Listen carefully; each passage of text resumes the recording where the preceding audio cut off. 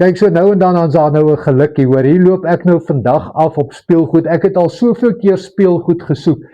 Mens soek mos gereeld speelgoed, of dit nou vir 'n verjaarsdag of Kersfees of wat ook al die geval mag wees, of sommer net ietsie wat spesiaal is vir jou kind. Hier kry ek toe nou vandag hierdie winkel, wil ek sê, van ongelooflik baie speelgoed, alles wat betref kinders, die sweeties. Kyk net hierso.